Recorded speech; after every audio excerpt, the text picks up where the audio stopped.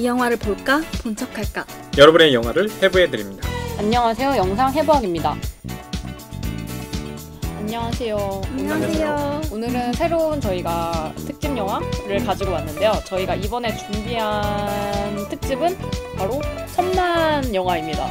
요즘에 천만 영화가 정말 많잖아요. 그래서 왜 이렇게까지 한국인들은 영화를 많이 보는가에 따라서 저희도 한번 천만 영화를 준비해봤습니다. 그래서 그 첫 번째 영화로 저희가 택시운전사를 준비했는데, 택시운전사에 대해서 얘기를 하기 전에 택시 많이 타잖아요. 그래서 근래 그냥 두 분께 소소한 질문. 근래 택시를 왜 타셨는지. 보통은 이제 택시를 타는 경우는 늦게 집에 들어갈 때, 밤늦게 대중교통이 끊어져서 들어가는 경우가 많은데, 사실 서울에 살면서 굳이 늦게 들어가도 택시 탈 일이 잘 없어요. 왜냐면 N버스가 있거든요. 맞아. N버스가 뭐 1시간에 한 대 정도 모든 곳을 다니기 때문에, 저 같은 경우 N버스가 생긴 뒤로는 야간에 택시를 타는 경우는 거의 없는 것 같고요. 어디 출장이나 일로 갔을 때 저는 이제 가장 최근에 몇 주 전에 이제 큰아버님 돌아가셨거든요. 근데 돌아가시기 전에 한 달 전에 그 병문안 때문에 저기 강주 근처에 화순인가요? 그게 전남대 병원이 있어요. 암센터가. 그래서 내려갔었거든요. 네, 터미널에서 택시를 탔었어요. 근데 전남대 병원에서 다시 또 터미널로 돌아올 때 택시를 탔는데, 택시기사가 너무 말이 많으신 거예요. 너무 많죠. 맞아, 그런 거 많아요. 근데 너무 오지랖이 넓으셔가지고 제가 조금 두리번 거리는데, 본인이 그 택시를 타기 전에 저를 보셨나 봐요. 그러면서 이것저것 조은이답시고 물어보지 않으면 고생한다, 뭐 이런 얘기를 계속 한 10분 정도 타고 다니는데 계속 얘기하시더라고요. 절레. 그래서 처음에는 예 맞습니다 이렇게 얘기하고 그냥 넘어가려고 했는데 너무 얘기를 하시니까 좀 나중에 되게 기분이 나쁘더라고요. 왜냐면 보통 서울에서 택시 타면 거의 말 안 붙이시거든요. 예. 아니에요, 말 많이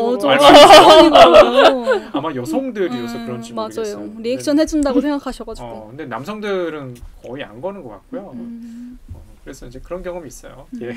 여름님은 가장 근래 택시를 언제 타셨어요? 저는 근데 춘천이 지방이잖아요. 지방 같은 경우는 대중교통이 잘 안 돼 있어서 택시를 굉장히 많이 타거든요. 버스도 막 배차 간격이 너무 길고, 그리고 막차도 너무 빨리 끊겨서 춘천 같은 경우는 한 11시면 끊기거든요. 그래서 서울에서 춘천을 내려가는 막차를 타도 11시, 12시에 도착을 하니까 버스를 탈 수 없어서 늘 택시를 타는 편이긴 한데, 아까 택시기사님이 말이 많다라고 하셔가지고 생각난 건데, 그 저번 주에도 얘기했던 침캉스가 한 그 친구들 멤버가 있는데, 같이 춘천에 오거나 하면 이동할 때 택시를 타는 경우가 많은데, 저희 딱 4명이거든요, 저까지 멤버가.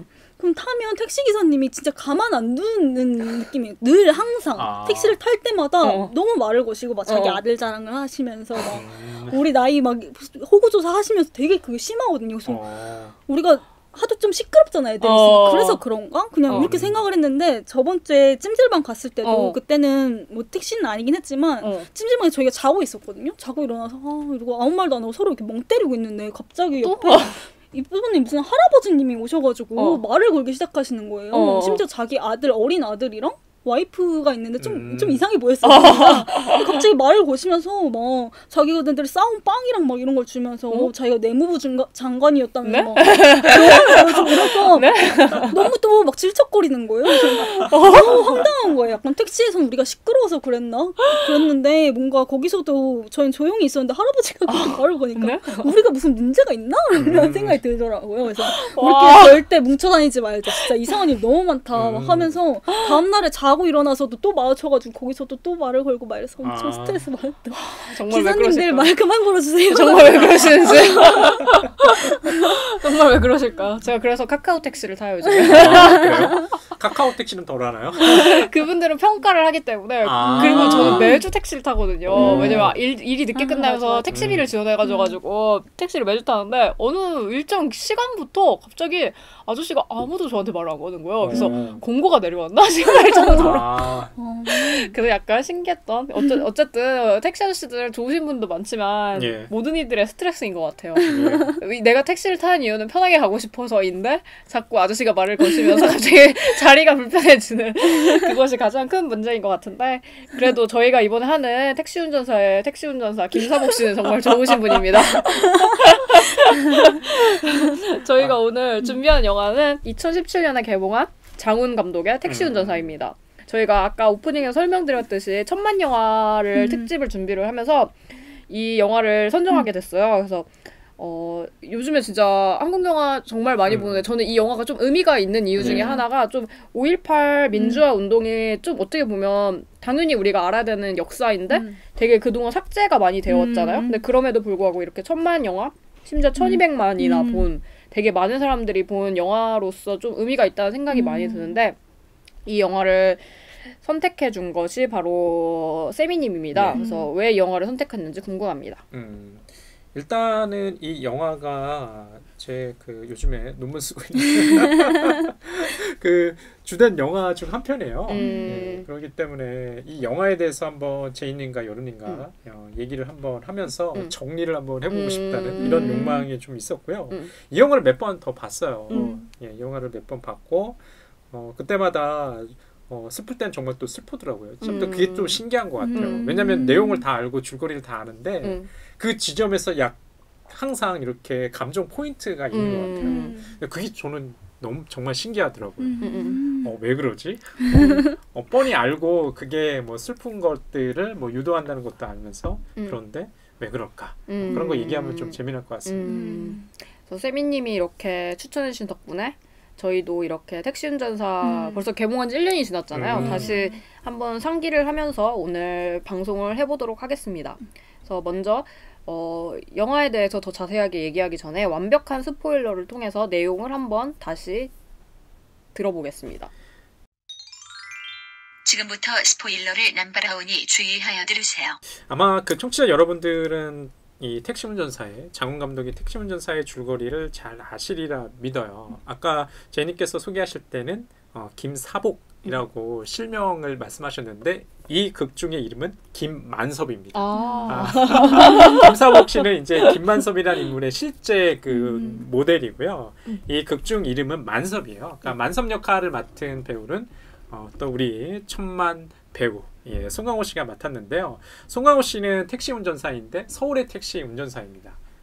자신의 아내와 사별을 했죠. 그리고 자신의 딸과 살고 있는 호랩이에요. 이 영화가 어떻게 시작하시는지 다들 아시죠? 굉장히 경쾌한 리듬과 음악으로 조용필의 단발머리가 흥얼거리면서 이렇게 터널을 빠져나오면서 출발을 하거든요.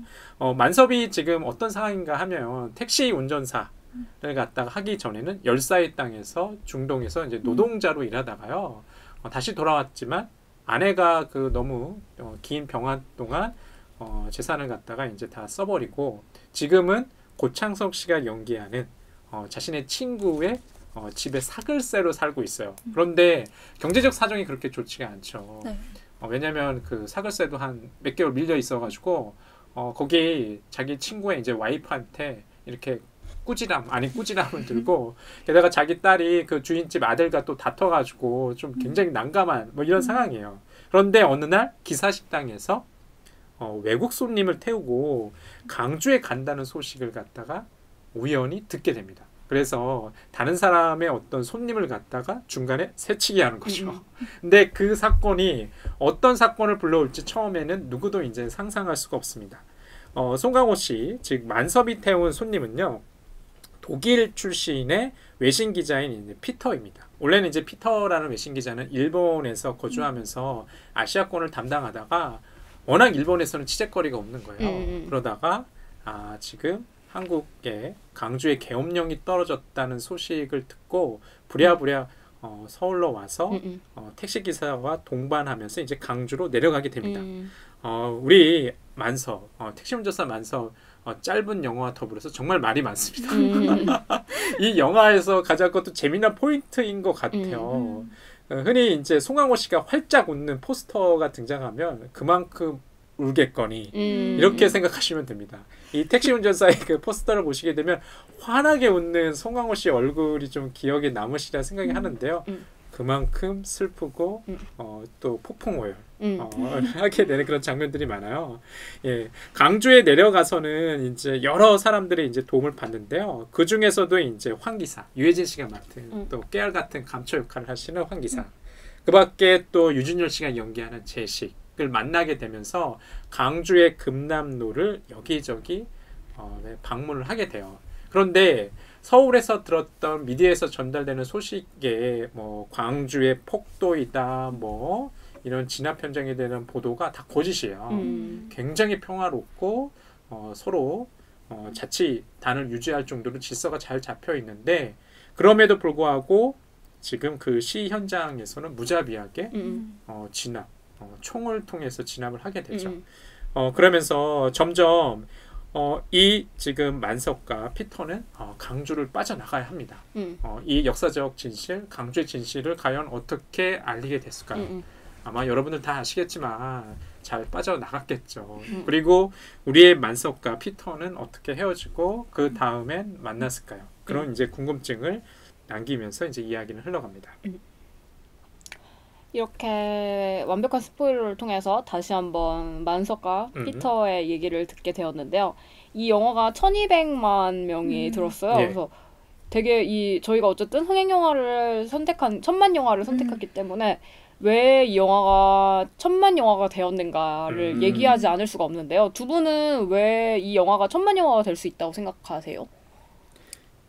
일단 이제 이 영화가 제가 한번 영화진흥위원회 통계를 한번 찾아보니까 한국 영화와 외국 영화 다 포함해서 1000만 이상의 영화 중에 랭킹 10위에 위치해 있습니다.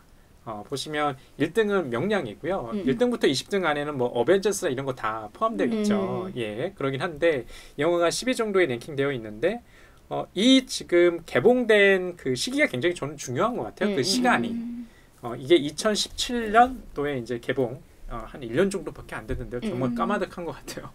까마득한 것 같긴 하지만 그 해 저는 2016년은 광장의 해였거든요. 지금도 뭐 광장의 시간이라고 저는 생각을 하거든요. 왜냐하면 여성 이슈와 관련해서 꾸준히 뭐 회화나 광화문에서 집회가 이어지고 있기 때문에 그래서 그 당시에 어떤 광장의 민심과 맞닿아 있다고 저는 생각을 해요. 왜냐하면 그 많은 사람들을 왜 광장으로 몰려갔을까? 마찬가지로 그 1980년에 강주의 시민들은 왜 이 집회 강주의 금남로와 강주영 앞에서 항의 집회를 이어갔을까? 그런 것들이 지금 시대와 그 다음에 1980년에 5월의 강주의 시대와 연결되는 지점들이 이 영화의 어떤 흥행 포인트 중에 하나 아니었을까 저는 그렇게 생각하거든요. 저도 동의하는데요. 우선 광장 정치랑 평화 시위의 효과가 분명히 있는 것 같아요. 근데 저는 그게 명백하게 드러나는 게 다른 광주를 다룬 영화와의 차별점인 것 같아요. 저도 광주 영화 하면 생각나는 게 화려한 휴가랑 26년이거든요. 뭐 다른 영화들도 많지만 그 영화들이 제일 흥행한 영화이고 주목을 많이 받았던 영화인 것 같아요.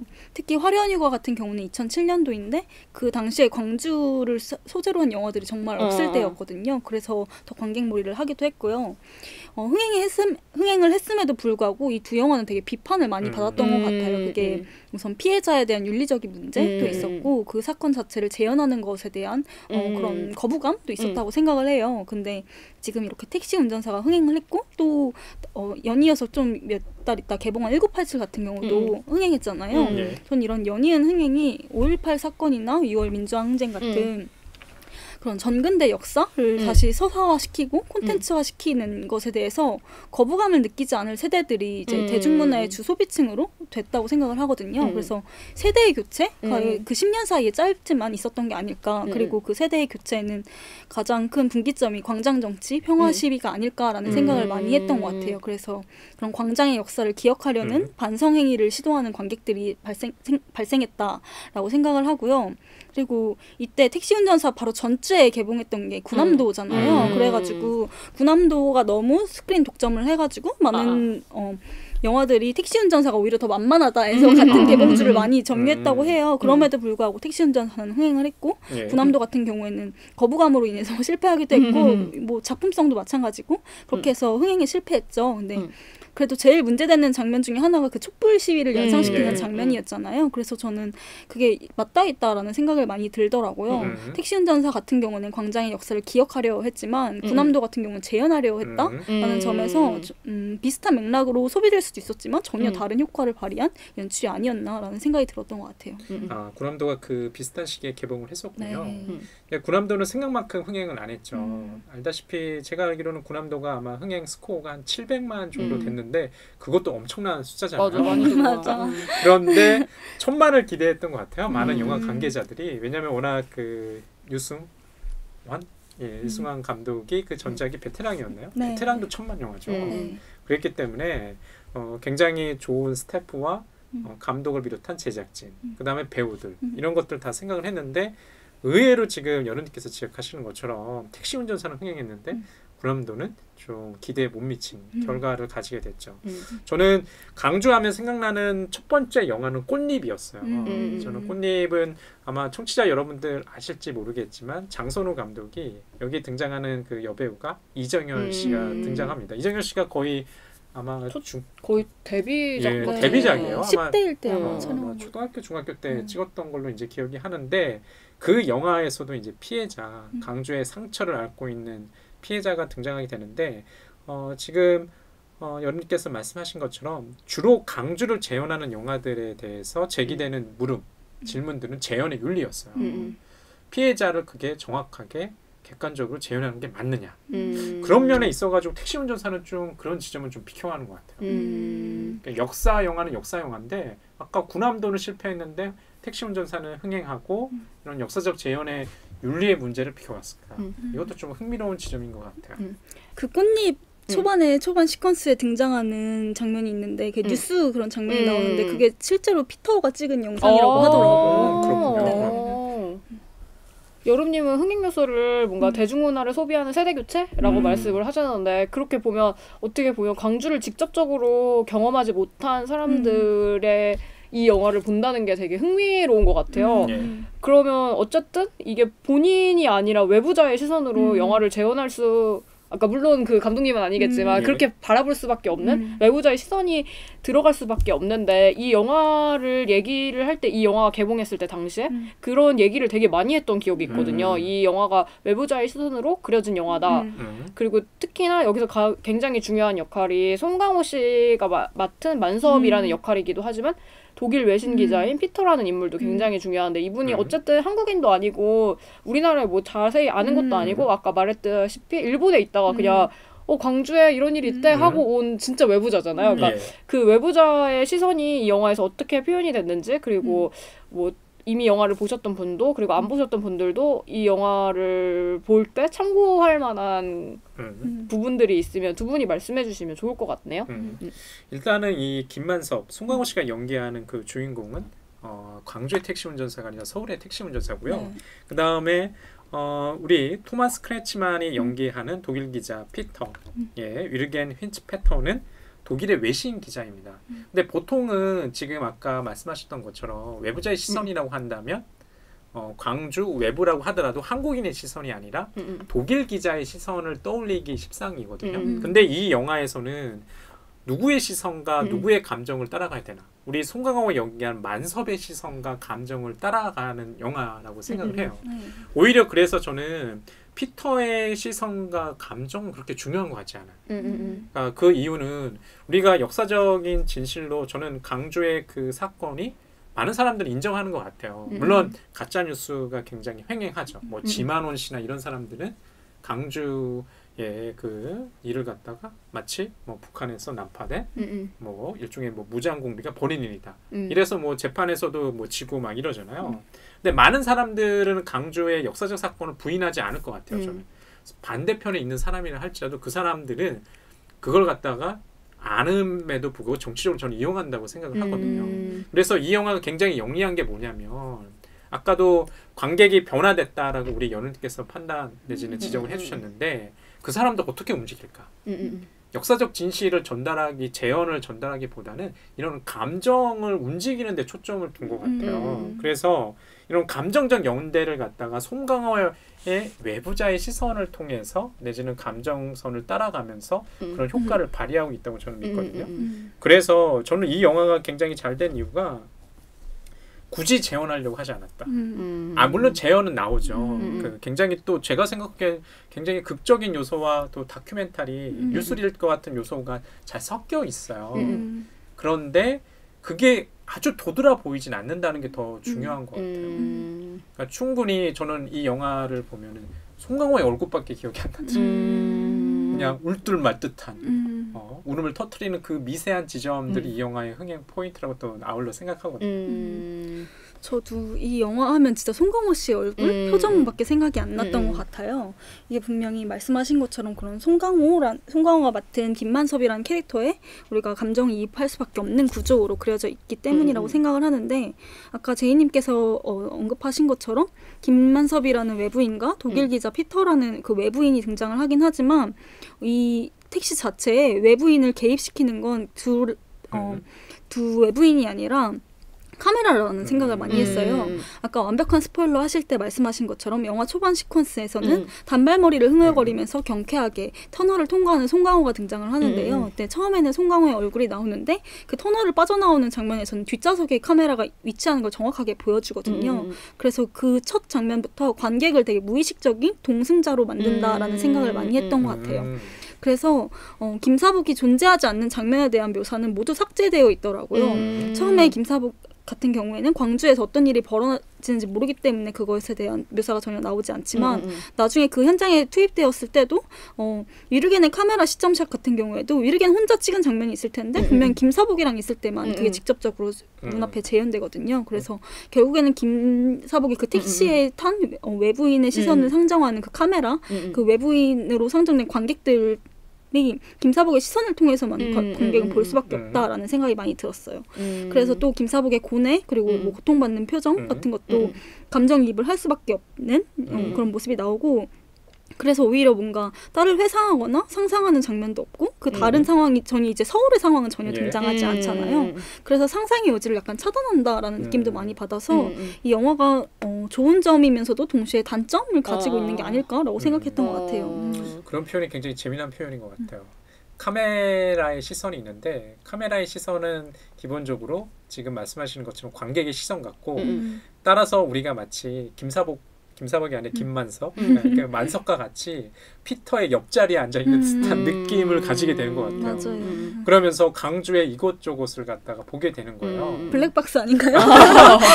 진짜 그 느낌이다. 그게 굉장히 유령 같다는 생각이 들었어요. 우리가 마치 지금은 2018년이잖아요. 1980년에 훌쩍 시간여행을 갔다가 가가지고 만석과 같이 역사적인 현장에 같이 그 모습들을 보는 거죠. 그래서 저는 참 궁금해요. 이 영화를 제가 극장 가서 보진 않고 나중에 그 노트북으로 봤었거든요. 극장에서는 어땠을까? 분위기가 정말 그 사람들이 어떤 이런 감정적인 동요? 실제로 예전에 제가 1987 이런 거 보면은 우시는 분들이 좀 있더라고요. 딱 봐도 한 20대를 그 80년 그 대학 그때 보내신 분들 같아서 이 영화는 어떠셨나요? 이 극장에서 보신 분들 있어요?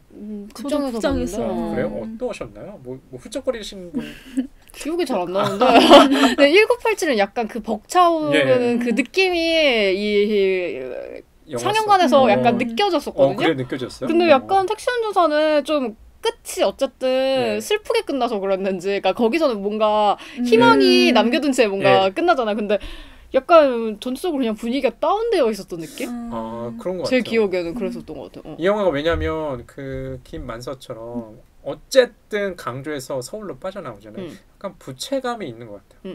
그래서 기분이 다운됐다는 게 그런 의미인 것 같아요. 그러니까 저 사람들을 도와주고 싶은데 못 도와줘. 뭐 시간적이거나 공간적인 제약 때문에.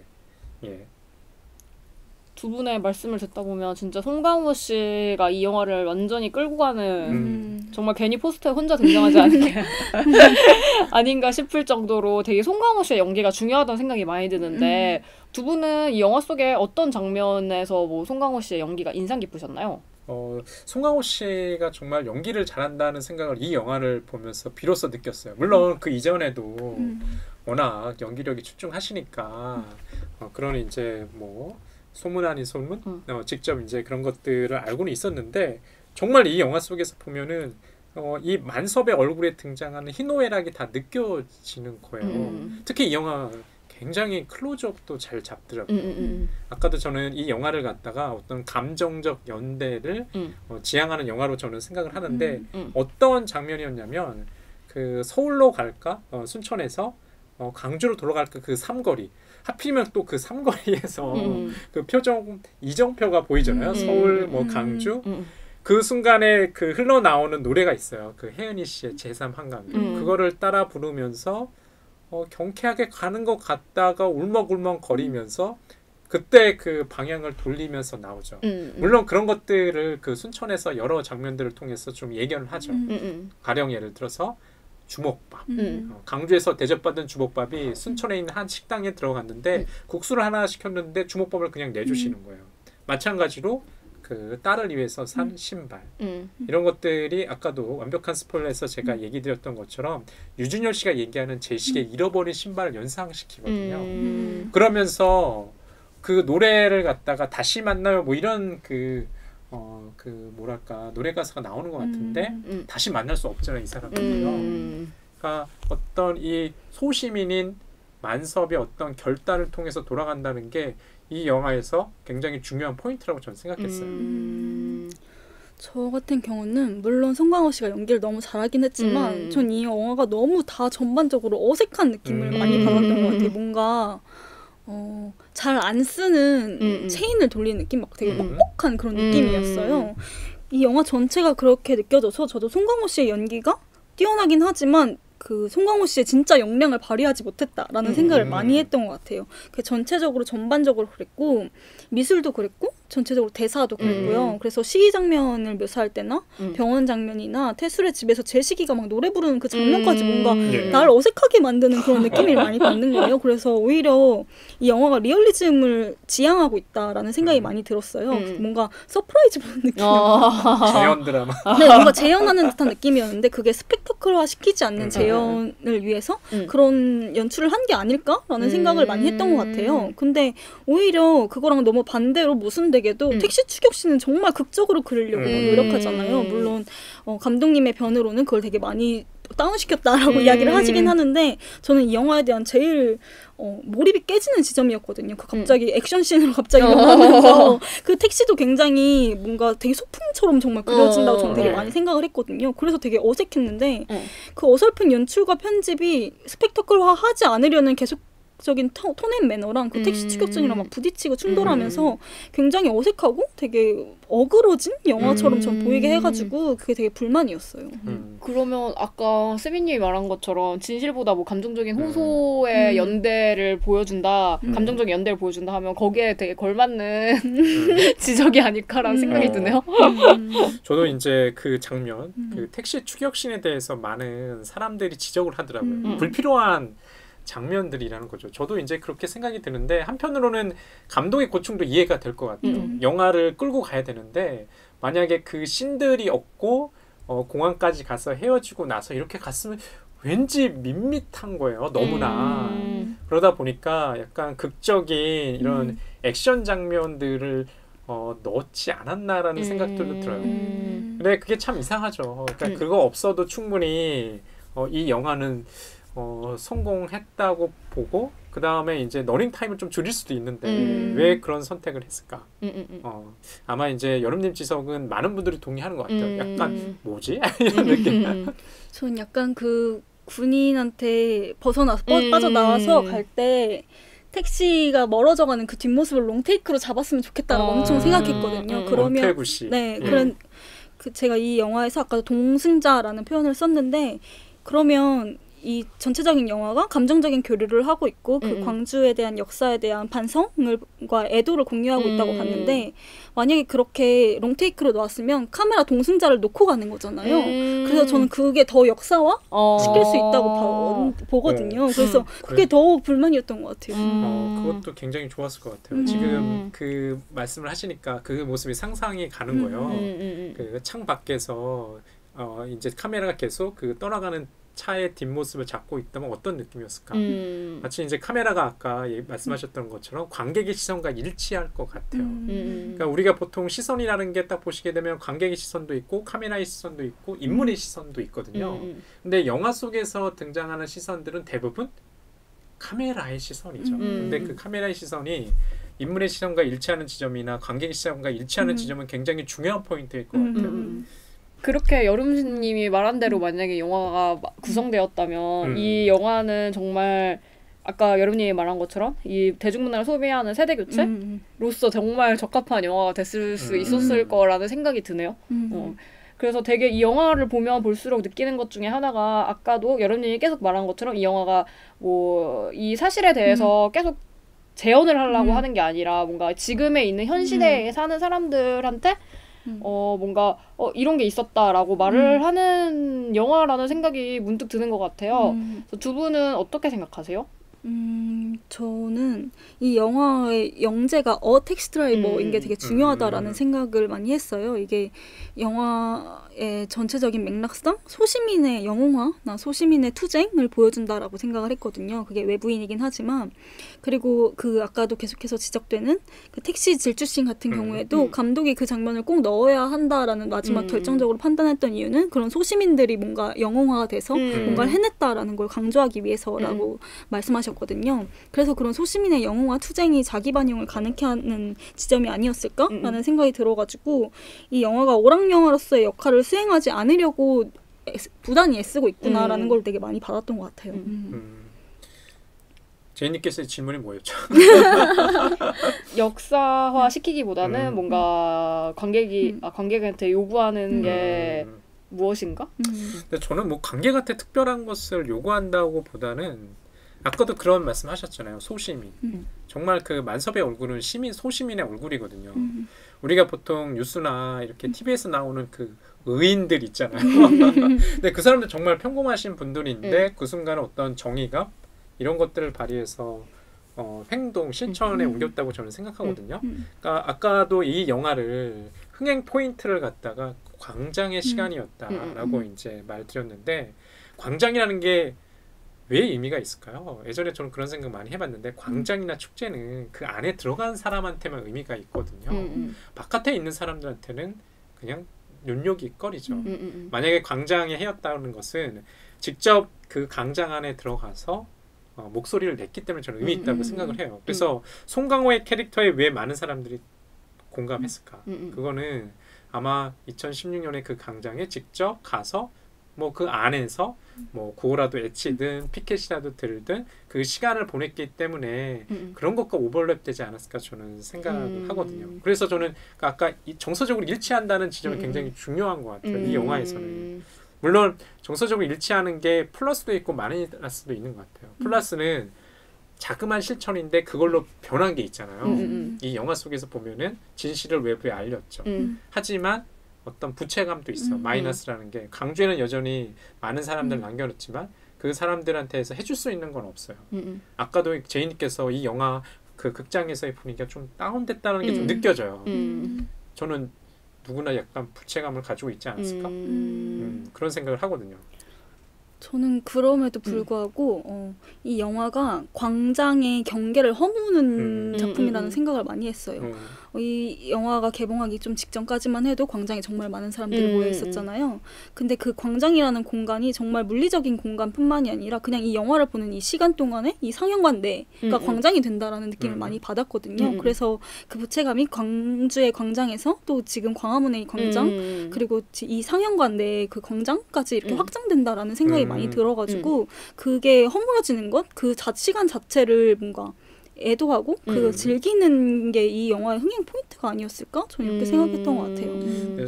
좀 재미난 대목인 것 같아요. 왜냐하면 그 스크린이나 그 이미지나 사운드에서 이 환상과 현실의 경계를 무너뜨리는 그 지점들이 분명히 있거든요. 그런 지점이 관객들은 반응하는 것 같아요. 그 반응한다는 걸 보여주는 것 같아요. 이 영화도 택시 운전사와 저희 얼핏 언급했던 1987 모티프가 공통된 것들이 등장하죠. 아까도 말씀하셨던 것처럼 이한년의 짝을 잃어버린 신발과 택시 운전사의 유진열 씨가 연기했던 제식의 벗겨진 신발. 이게 저는 의도적이었던 것 같아요. 제작진이 시나리오를 갖다가 작성할 때 그 신발이나 모티프를 일부러 쓴 것 같지가 않더라고요. 워낙 그 이한열 열사의 운동화가 워낙 큰 어떤 상징이라서. 맞아. 근데 이게 참 재미난 게요. 1980년에 제식의 벗겨진 신발과 1987년에 이한열의 짝을 잃어버린 신발. 이게 굉장히 뭐냐면 어떤 상실되어 있는 거잖아요. 짝을 못 찾고. 그리고 우리 보면은 만섭의 딸에게 이제 주고 싶은 신발. 이런 것들의 모티브가 다 연결되다 보니까 이 영화를 보게 되면요. 1980년에 강장을 떠올리고 87년에 강장을 떠올리고 마지막에는 송강호가 손님을 태우면서 손님이 강화문에 가자고 하거든요. 그러다 보니까 2016년에 강장을 떠올리게 돼요. 그러니까 이 영화 속에서는 그 시간이라는 게 광장의 계열의 영화라고 제가 말드리고 싶은 것들이 1980년과 1987년과 2016년을 갖다가 시간들이 중첩이 되면서 오는 효과가 좀 있다고 생각이 들거든요. 그래서 이 영화가 굉장히 저는 잘 만들었다는 생각을 가졌어요. 물론 이걸 의도했는지는 모르겠어요. 그 제작진이나 아니면 시나리오 작가나 그 밖에 이제 감독이 하지만 분명히 그게 무의식적 중에 우리 내면에도 있지 않나. 어떤 식으로 조금 연결해보고자 하는 것들이 있는 것 같아요. 이게 계열화를 갖다가 뽑아보려고 하는. 저도 이 신발에 대해서 주목했었는데요. 이 신발 같은 경우에는 대식이 맞나요? 제식이가 신발을 잃어버리게 되고 또 처음에 등장하는 건 딸이 이제 신발이 맞지 않아서 그렇죠. 꺾어 신어서 혼내는데 이거 안 맞는단 말이야. 막 이렇게 딸이 뭐라고 하잖아요. 그 장면부터 시작해서 이제 신발에 대한 모티브가 등장을 하게 됐는데 딸이랑 제식이 전혀 만섭에게 전혀 다른 인물이잖아요. 진짜 친딸이랑 이제 처음 본 낯선 인물이지만 이제 감정이입을 하게 된 대상이기도 하니까요. 그렇게 명백하게 차이가 분명하지만 나중에 그 신발을 가지고 순천에서 다시 서울로 가려고 하다가 다시 돌아오긴 하지만 결국에는 그 신발을 신고 다시 서울로 올라오게 되잖아요. 그리고 나서 뭐 그 딸을 껴안는 장면에서 그냥 바로 타임이 슬립되긴 하지만 그 모습이 죽음을 맞이한 제식과 이제 새로운 미래를 꿈꿔나갈 그런 딸의 모습을 보여준다는 점에서 과거와 미래를 상징한다라고 생각을 많이 했던 것 같아요. 그리고 더군다나 이때 같은 경우에는 진짜 김만섭을 맡은 김사복 씨에 대한 비밀이 밝혀지지 않았을 때잖아요. 이 영화에 진짜 좋은 효과로 이제 김사복 씨의 진짜 아들이 나타나게 됐고 김사복 씨가 이 사태 이후에 얼마 안 돼서 돌아가셨다라는 사실을 알게 되긴 했지만 이 영화가 상영할 때까지만 해도 그걸 알지 못해서 그게 뭔가 미래로 연결된다면 지금까지 2017년 이 개봉 당시까지 연결된다면 그 신발이 어딘가 서울에 있을 것 같다라는 생각에서 뭔가 새로운 희망이 지금까지도 존재한다라는 이야기를 하고 싶었던 것 같아요. 광화문 같은 경우에는 의도하지 않았다라고 하더라고요. 아, 그래요? 네, 의도하지 않았고 이 영화의 각본 작업 당시에는 그때 광화문에서 그런 일이 없었기 때문에 의도하지 않았다라고 얘기를 하고 그 택시의 그 번호 있잖아요. 그거는 031 박근혜 탄핵 날짜거든요. 네, 그거는 의도했다라고 하시더라고요. 재미나네요. 갑자기 여름님이 얘기를 듣다 보니 여름님이 믿고 보는 배우가 여기 등장하는데 이준호 씨가 등장하잖아요. 그 제식도 저는 어떤 소시민 중에 하나라고 생각이 되거든요. 그리고 또 그 만섭과 피터가 제식네 집에서 자잖아요. 근데 정말 따숩게 맞아주시잖아요. 그 밥을 이렇게 주면서. 그러니까 물론 제식이라는 인물 말고 뭐 황기사 같은 인물도 있고 그 광주에 사시는 되게 내 주변에 있을 법한 어떤 소중한 사람들 같은 느낌이 물씬 나는데 그 제식과 뭐 제식을 비롯한 그 광주 시민분들을 표현하는 것을 저는 딱 그냥 영화를 이번엔 안 봤었는데 생각하는 것 중에 하나가 되게 따스운 그런 뭐 주먹밥을 준다던가 밥을 준다던가 그래서 되게 밥을 뭔가 던져주는 게 우리나라에서 또 밥의 의미가 굉장히 크잖아요. 그래서 되게 중요하게 역할을 하고 있다는 생각이 드는데 어떤 것 같나요? 저는 그런 장면이 굉장히 좋긴 했어요. 아까 연우님께서는 굉장히 그게 뭐랄까 그 세트가 그러니까 현실적이지 않다라고 지적을 하셨는데 오히려 평범한 일상을 공유하는 사람들한테 벌어진 비극이거든요. 그러니까 평범한 일상이라고 하는 건 그냥 손님 오면은 차린 것도 없는데 여기 보면은 그러면서 정말 반찬도 엄청 많고 이런 역시 전라도 밥상을 차려주시는 거예요. 그게 이제 또 클로즈업으로 또 비쳐요. 그러면서 어떤 저는 일종의 그 이미지들이 소망 이미지라고 생각했어요. 우리도 보통 보면은 물질적으로 굉장히 풍요롭길 기대하잖아요. 1980년 5월 굉장히 엄혹한 그 현실 속에서도 많은 사람들은 또 그렇게 일상을 공유했던 거죠. 그러기 때문에 더 슬픈 것 같아요. 유준열 씨가 연기하는 제시기가 그 소원이 그거잖아요. 대학가요제 나가는. 요즘도 대학가요제 있나요? 해요. MBC 하죠. 근데 대학가요제 나가고 싶어 했던 제시기한테 벌어진 저 비극. 제시기의 잘못은 아니거든요.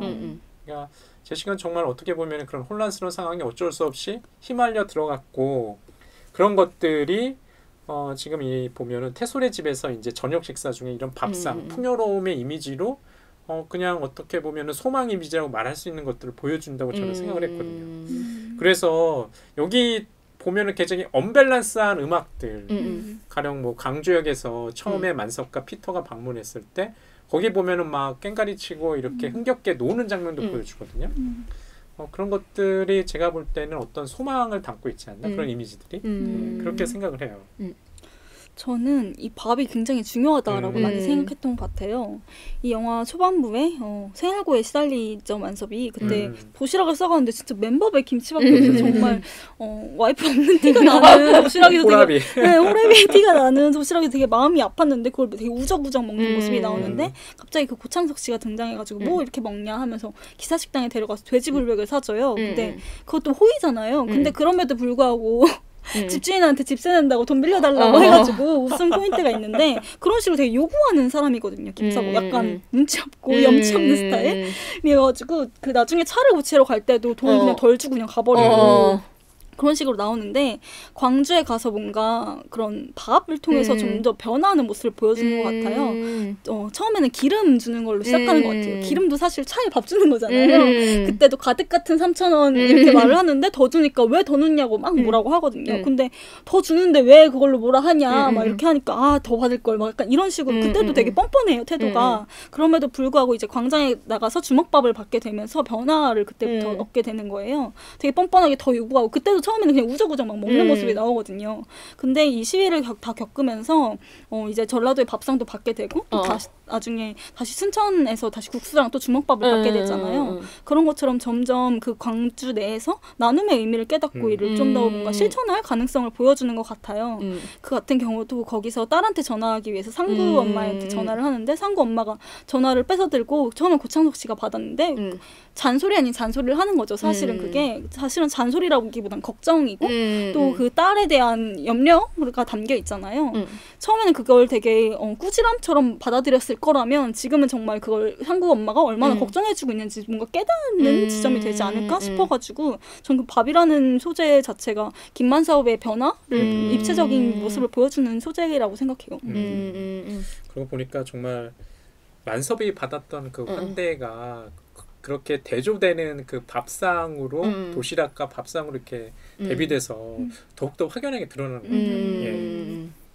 되게 또 만섭이 호랍이니까 얼마나 또 소중하겠어요. 그 한 끼가. 굉장히 되게 저는 보고 나서 다 영화를 개봉 당시 보고 다시 한 번도 안 봤거든요. 근데 두 분의 얘기를 들으니까 좀 영화가 새롭게 느껴지는 것 같다는 생각이 많이 들어서 되게 재밌는 시간인 것 같네요. 그래서 저희가 이 영화를 볼지 안 볼지 이제 필름 필터링을 통해서 청취자 여러분에게 추천을 해드릴지 말지 두 분이 말씀해 주시길 바랍니다. 뭐 제가 추천했으니 이 영화는 다시금 또 이렇게 얘기하다 보니까 재미난 것 같아요. 아까 여름님께서 말씀하시는 그런 관객의 변화 이런 것과도 좀 맞닿아 있는 것 같아요. 결국엔 저도 뭐 80년 강주에 뭐 경험해 본 사람은 아니고 그때는 어렸으니까 어떻게 보면은 대학 들어가서 그 강조의 피터 위링의 힌츠페터의 그런 그 뉴스리를 봤던 기억이 있어요. 비디오로 좀 이런 동아리나 이런 데서는 좀 주기적으로 상영을 했던 기억이 나거든요. 90년대 초중반에도 1987처럼 맞아. 약간 동아리가 그런 약간 뭐라고 해야 되나요? 이게 사상이라고 해야 되나요? 이념화의 공간이긴 했죠. 근데 그게 뭐 알게 모르게 그때는 그렇게 주목하지 않았거든요. 저는 왜냐하면 그 제가 대학에 들어갔을 때는 문민정부였어요. 그래서 사실 화염병이라고 해야 되죠. 80년대 정말 화염병의 시대였거든요. 근데 제가 들어갔던 90년대 중반만 하더라도 화염병이 사라졌어요. 그래서 집회라는 게 굉장히 과거에 비해서는 온건했던 기억이 나거든요. 그런 게 이제 갑자기 이제 떠올랐고요. 택시 운전사는 제가 볼 때 좀 강장의 시대를 우리가 사는 시간이 어떤 시간일까 좀 고민해 보게 하는 영화인 것 같아요. 저는 그래서 조금 이 시간이 좀 아까도 여러분께서 그런 표현을 하셨는데 경계에 서 있는 것 같다라는 표현을 하셨어요. 광장의 경계에 이쪽인가 저쪽인가. 좀 긍정적으로 변하리라는 어떤 기대를 담아서요. 이 영화를 좀 보시고 앞으로 어떤 변화 내지는 어떤 실천을 할까 좀 생각해 보셨으면 해서 추천드리고 싶습니다. 저는 사실 이 영화를 처음에 영화관에서 봤을 때 정말 재미없게 봤어요. 별 흥미도 없고 뭔가 저는 감동받고는 슬프지 않았거든요. 너무 슬프려고 하는 게 보여서 저는 별로 그게 안 좋았는데 지금 이 방송을 준비하면서 영화를 다시 보고 그리고 이렇게 이야기를 나누다 보니까 꼭 송강호가 연기한 김만섭의 표정을 따라하지 않아도 그러니까 우리가 울고 그 김만섭에 완전히 빙의하지 않아도 그냥 이 영화 자체를 우리가 목격해야 하는 것, 동승자인 것 이것 자체만으로도 의미가 있는 영화겠구나라는 생각이 이렇게 얘기하다 보니까 좀 처음으로 드는 것 같아요. 사실은 이 방송을 녹음하기 전에도 이 영화 추천 안 할 것 같은데 라고 생각을 했는데 지금 이야기를 해보니까 그것만으로도 분명히 의미가 있는 작품이라는 생각이 들어서 꼭 한 번쯤은 보셨으면 좋겠다라는 생각이 많이 드네요. 저는 갑자기 두 분의 이 필름 필터링 얘기를 들으면서 내가 만약에 그냥 똑같이 그냥 90년생 지금 현재 90년생인데 서울 사람이 아니라 광주 사람인데 내가 어렸을 때 이 광주 민주화 운동에 대한 얘기를 들었을 때 얼마나 가슴이 답답하고 얼마나 억울했을까. 거기에 갑자기 이입이 돼가지고 갑자기 이 영화가 저는 되게 의미 있는 이유 중에 하나가 어쨌든 천만 영화면 정말 메이저급의 영화잖아요. 실제로도 이 영화가 상업 영화니까 마이너한 영화는 아니긴 한데 그래도 어쨌든 되게 많은 사람들이 봐주고 그러니까 이 역사를 알아준다는 것만으로도 되게 이 당시의 광주 분들만이 아니라 그냥 저의 또래인 광주 사람들도 되게 좋은 일인 것 같다는 생각이 문득 드는 거예요. 그래서 이 영화가 잘 돼서 너무 다행이고 어쨌든 이번에 개헌은 안 됐지만 광주 민주화 운동을 약간 그 정신을 받아들이겠다 약간 이런 개헌이 잘 되진 않았지만 어쨌든 지금 조금씩 세상이 바뀌는 것 같다는 것 같아서 좀 저희가 이 영화를 다시 얘기한 것조차도 되게 의미가 있고 되게 좋은 시간이었다는 생각이 문득 드네요. 그래서 다음 천만 영화는 어떤 영화가 될지 기대해 주시면서 저희가 만약에 영화를 청취자 여러분께서 추천을 해주시면 그 영화에 맞춘 맞춤형 큐레이팅을 저희가 해드리고 있으니까 많은 댓글과 좋아요 그리고 구독 눌러주시고요. 좋은 영화도 추천해주시면 정말 감사하겠습니다. 감사합니다.